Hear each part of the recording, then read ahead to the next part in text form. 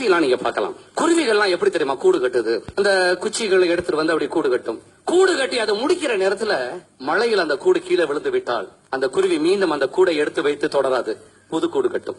புதிதாக அந்த கூடை கட்டி மீண்டும் அதை முடிக்கிற நேரத்துல காற்றுல அது கீழே விழுந்து விட்டால் மீண்டும் ஒரு புது கூடு கட்டும். எதுவரை கட்டும்? கூடு கட்டி முட்டைகளை இட்டு அடகாத்து தன் இனத்தை வாழ வைக்கிற வரை அது செய்து கொண்டே இருக்கும். ஏண்டா அதுக்கு தெரிஞ்சது ரெண்டு விஷயம் தான். ஒன்று விடாமுயற்சி, இரண்டாவது வாய்ப்புகள் இன்னும் உண்டு என்ற நம்பிக்கை.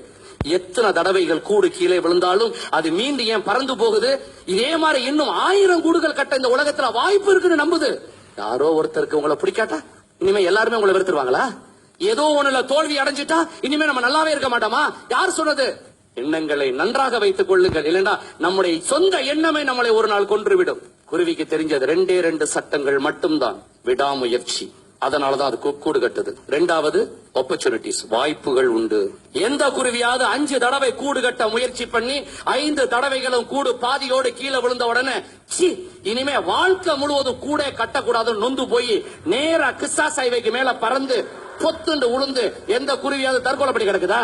யாரோ உங்களை திட்டா என்னங்க, நீங்க கெட்டவராக இருந்தாலும் உங்களை திட்டுவார்கள். அதே நேரத்தில் அவர்களை விட நீங்க சிறப்பாக இருந்தாலும் உங்களை திட்டுவார்கள். இதான் ஹியூமன் நேச்சர், மறந்துடாதீங்க.